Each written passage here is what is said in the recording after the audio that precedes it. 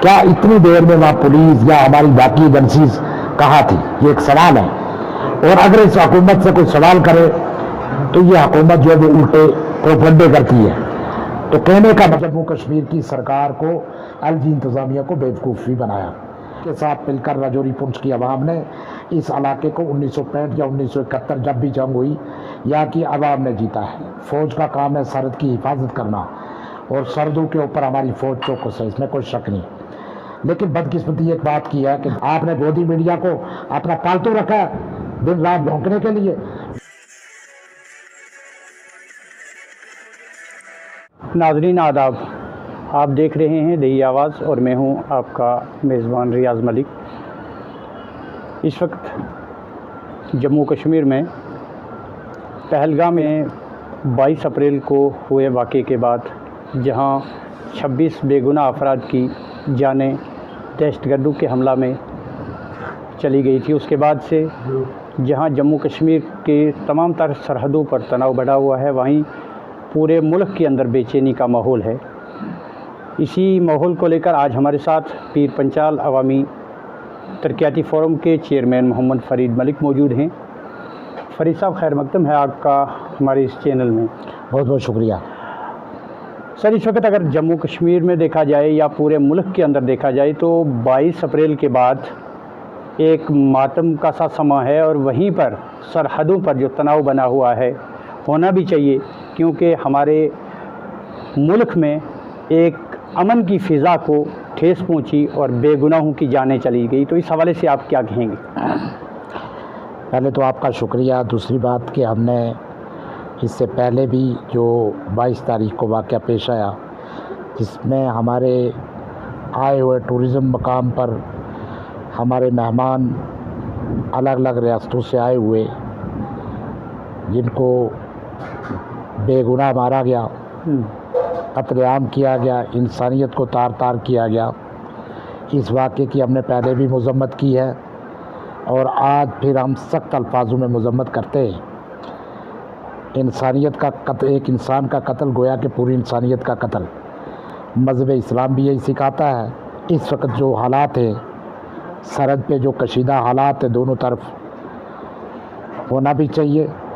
हमने उस दिन भी कहा था कि हम पाकिस्तान को, हमारी जो बहादुर फ़ौज है वो उन लोगों को सबक सिखाएगी जिनकी पुश्त पनाही पे ये इस तरह का वाक़या पेश आया। इस हमारी गंगा जमनी तहज़ीब हिंदुस्तान के अंदर और ख़ास करके जम्मू कश्मीर, जिसको जन्नत बेनज़ीर कहा जाता है, इसके अंदर जो हंसते खिलते जम्मू कश्मीर को तबाही के दहाने पे ना खड़ा किया। इस वक्त के हालात ऐसे हैं कि हमारी फ़ौज जो है वो चौकस है, हालात बड़े नाजुक हैं। इस हालात में हमें भरपूर इसका बदला लेना चाहिए और सामने लाना चाहिए गुनहगारों को। ये बेगुनाह हकीकत में कत्लेआम हुआ और दिन दिहाड़े हुआ। इंतज़ामिया, फ़ौज और सारी एजेंसियां जो हैं वो इस मामले में तह तक पहुंचने की कोशिश कर रही हैं। अलबत्ता जो सरहदों पे तनाव बना हुआ है, क्योंकि 26 जानों का ज़िया वो भी, और लोग दूर दूर से आए हुए थे। सियाह जो जम्मू कश्मीर के, ख़ास करके वादी कश्मीर की जो है वो इकनॉमी को फ़रोग़ देने में एक अहम काम करता है, और कई लोगों का चूल्हा उन्हीं के यहाँ आमद से चलता है। तो क्या कहेंगे इस बड़े हमले को लेकर? देखिए, पूरी इंसानियत ने हमारे जम्मू कश्मीर के अंदर मस्जिदों में, बाज़ारों में, हर जगह, हर महफ़िल में, हालांकि यहाँ तक कि जुमा की नमाज के बाद भी हमारे लोगों ने मज़म्मत भी की, खामोशी भी इख्तियार की, और पूरे हिंदुस्तान के उन फैमिलीज़ के साथ इज़हार हमदर्दी भी की जिस फैमिलीज़ ने कि हमारे लोग जो हैं वो बेगुनाह मारे गए। और इसके साथ साथ इस वक्त हम अपनी फ़ौज के साथ बिछाना बचाना, हमारी राजौरी पुंछ की एक हिस्ट्री है कि हमेशा खड़े। फ़ौज का काम है सरहद की हिफाजत करना, और सरहदों के ऊपर हमारी फ़ौज चौकस है, इसमें कोई शक नहीं। लेकिन बदकिस्मती एक बात की है कि जम्मू कश्मीर के अंदर इस खिलते हुए चमन को उजाड़ा किसने? जो उजाड़ने वाले हैं उनको पकड़ा क्यों नहीं? आपको बात पता होगी कि आज से 1 साल कबल एक गुजरात का ठग कश्मीर में आकर पूरे कश्मीर के लीडरशिप को और पूरी हमारे अफसरों को यरगामाल बनाता रहा, उनकी मीटिंग्स लेता रहा, प्रोटोकॉल में चलता रहा, जगह जगह उसने विजिट किए। लेकिन हमारी जम्मू कश्मीर की जो एजेंसीज थी उनको ये नहीं पता चल सका कि ये पीएमओ ऑफिस से कोई आया हुआ है या कोई ठग है। आखिरकार साल के बाद पता चलता है कि वो एक आम आदमी है, वो एक ठग है जिसने हमारे जम्मू कश्मीर के अफसरों को भी लूटा, जम्मू कश्मीर के सरकार को भी लूटा और जम्मू कश्मीर की सरकार को एलजी इंतज़ामिया को बेवकूफ़ भी बनाया। और यहाँ की एजेंसियों को हमारियों को पता तक नहीं चला कि गुजरात से एक ठग था। फ़ौज का जो काम है फ़ौज कर रही है, सरहदों की हिफाजत फ़ौज रात दिन कर रही है। अगर फ़ौज रात दिन हिफाजत नहीं करती तो हम चैन से नहीं सोते। लेकिन आया सवाल हमारी जम्मू कश्मीर पुलिस और यार बाकी एजेंसियां जो हैं, ये एक सवाल खड़ा होता है कि कश्मीर के अंदर इतने हमारे बेगुनाह लोग मारे गए, जिसमें हमारे घोड़े वाले भाई ने जो है बचाने में उन बच्चों उन लोगों की जान बचाने में अपना रोल अदा किया। क्या इतनी देर में वहाँ पुलिस या हमारी बाकी एजेंसीज कहाँ थी? ये एक सवाल है। और अगर इस हुकूमत से कोई सवाल करे तो ये हुकूमत जो है वो उल्टे प्रोपेगेंडे करती है। तो कहने का मकसद जिस हुकूमत को हम अपने हाथों से बना सकते हैं उससे सवाल भी करना चाहिए। तो जम्मू कश्मीर की हमारी जो इस वक्त की पोजीशन है, हमारी जम्मू कश्मीर, यहाँ पर बिल्कुल अमन की फ़िज़ा थी। अब बिल्कुल हमारी चुनी हुई सरकार यहाँ पर आई थी, जिस सरकार के हाथ में अभी तक कोई इख्तियारात नहीं है। मैं समझूंगा कि कुतपुतली सरकार की तरह ये सरकार है। तो आए रोज़ ये इस तरह के वाक़या जो रोनमा हुए हैं, ये कश्मीर की तारीख़ में पहला वाक़या मैं देख रहा हूँ कि कश्मीर को इस तरह से बदनामी का बास बनाया गया।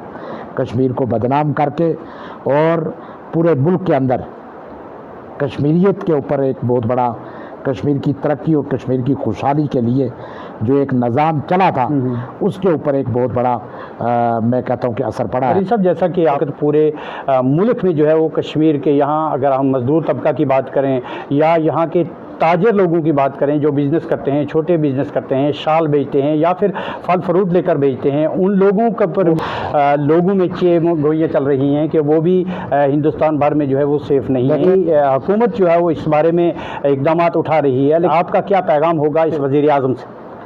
देखें, सरहद की कशीदगी अपनी जगह, उसका मुकाबला फ़ौज भी करेगी, अवाम भी करेगी। तारीख़ गवाह है कि फ़ौज के साथ मिलकर राजौरी पुंछ की अवाम ने इस इलाके को 1965 या 1971 जब भी जंग हुई यहाँ की अवाम ने जीता है। में मज़दूर आज मनाया जा रहा है।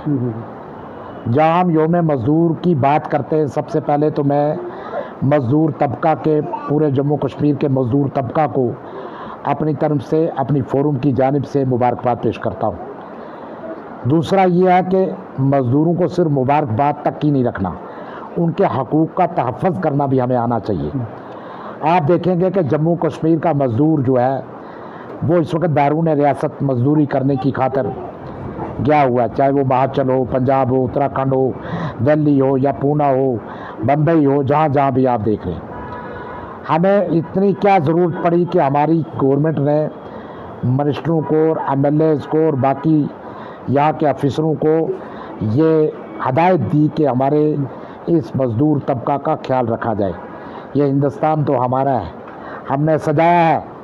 वो लोग जो ये प्रोपेगेंडा कर रहे हैं, जो इस हिंदुस्तान को तोड़ने में लगे हैं, तारीख़ उठा के देखें हिंदुस्तान की आज़ादी में कितना अहम रोल है मुसलमानों का। या हिंदू, मुस्लिम, सिख, ईसाई एक तहज़ीब, एक गुलदस्ता की मांद है जिसको साबका APJ अब्दुल कलाम, जिसने इस हिंदुस्तान का सर फ़ख्र से बुलंद किया मज़ाइल बनाकर, वो हमेशा कहते थे कि अगर गंगा जमनी तहज़ीब अगर कहीं गुलदस्ता है तो वो हिंदुस्तान है। आज उस हिंदुस्तान को क्या हो गया कि उस हिंदुस्तान में इस तरह के लोग हैं जो मज़दूर तबका को हरास कर रहे हैं। आपने कल परसों जो वीडियो देखी है कि शाल बेचते हुए हमारे मज़दूर तबका के साथ कितना जुल्म किया गया, मज़दूरों को नंगा करके मारा जा रहा है। हिंदुस्तान को ना चाइना से खतरा है, ना हिंदुस्तान को पाकिस्तान से खतरा है। अगर हिंदुस्तान कमज़ोर होगा वो सिर्फ अपनी जो अंदर की लड़ाई है उस वजह से, ये तो पाकिस्तान करवाना चाह रहा था कि अंदर की लड़ाई हिंदू मुस्लिम लगे, लेकिन आज क्या ये हालात इस कदर आगे के अंदर के हमारे लोग जो हैं वो इस तरह के लोग पैदा हो चुके हैं जो कि हमारे मज़दूर तबका को पीट रहे हैं। और शरेआम मार रहे हैं, सोशल मीडिया पे उनका ड्रामा बनाकर चढ़ा रहे हैं। इसमें कोई शक नहीं है कि पुलवामा वाक़या एक बहुत बड़ा, वो किसी हिंदू को नहीं मारा गया बल्कि एक इंसानियत का कत्ल किया गया। उसमें हम सब जो है वो मजम्मत करते हैं, यहाँ के उलमा हो, यहाँ का हिंदू हो, मुसलमान हो, सिख हो। आपको ये भी पता होगा कि हिंदुस्तान में हम मिसाल है, बूढ़ा बर्रात मंडी जो है वो 99% मुस्लिम आबादी है। पुंछ देखें आप, जब यात्रा आती है यहाँ के लोग किस तरह से हाल फूल माला लेकर वेलकम करते हैं। जब वो वेलकम करते हैं तो वो यात्रा भी खुश होकर पैगाम जो है पूरे हिंदुस्तान में देते हैं। लेकिन आखिरकार आप देखेंगे कि इस तरह के वाक़यात हिंदुस्तान में हो रहे हैं और हम यहाँ से मिसाल दे रहे हैं कि हम एक हैं। मैं ये चाहूँगा सेकुलर जो हमारे अभी भी, अल्लाह का शुक्र है कि हिंदुस्तान में सेकुलर लोग अभी भी ज़िंदा हैं, उन लोगों की उससे गुजारिश करूँगा कि इस तरह के लोगों पे लगाम लगाई जाए जो हमारे मजदूर तबका को, जो हमारे तालिब इल्म को, यहाँ तक कि हमारी बच्चियों के साथ वहाँ पर ज़्यादतियाँ हो रही हैं कॉलेज में और यूनिवर्सिटियों में, इस तरह की हरकतों पे लगाम लगाई जाए। यह हिंदुस्तान ये सबका है। यह हिंदुस्तान तभी तरक्की करेगा, ये हिंदुस्तान तभी मुकाबला करेगा जब यहाँ पर हिंदू मुस्लिम सिख ईसाई इकट्ठे होकर लड़ाई लड़ेंगे। आज भी मैं ये कहना चाहूँगा कि हम अपनी फ़ौज के साथ सरहदों पे खड़े हैं। हम चाहते हैं कि कब जंग हो, हम बिल्कुल फ़ौज के साथ हैं और रहेंगे। क्यों नहीं रहेंगे? यह देश हमारा है, हमने अंग्रेज़ों से इस मुल्क को आज़ाद कराया। आज हमें क्या तकलीफ़ होती है कि हम उस देश का साथ देंगे जो देश यहाँ मिलिटेंसी फैलाए, हम उसको निस्तानाबूद करेंगे। उस देश की अपनी हालत देखें क्या है, उसमें उसकी हालत क्या अपनी है, वो देश हमें क्या देगा। लेकिन हम अपने हिंदुस्तान की हिफाजत, हिंदुस्तान की तरक्की के लिए हमेशा खड़े हैं। लेकिन हम ये चाहेंगे कि हिंदुस्तान के अंदर जो भी मुनाफरत फैलाए, जो भी इस गंगा जमनी तहजीब को उजाड़ना चाहे, उसका मुकाबला किया जाए। और प्राइम मिनिस्टर ऑफ इंडिया को मैं कहना चाहूँगा और यहाँ के होम मिनिस्टर साहब से कि ये जो आप इन लोगों को लड़ाकर आप जो इलेक्शन के, आप जो बाकी चीज़ें आप हिंदुस्तान के अंदर ज़हर फैला के आप अपनी इलेक्शन की फ़िक्र में हो, इस तरह का वाक़या नहीं होना चाहिए। और ये जो आप मुसलमान हिंदू कर रहे हो, इसकी मैं मज़म्मत भी करता हूँ।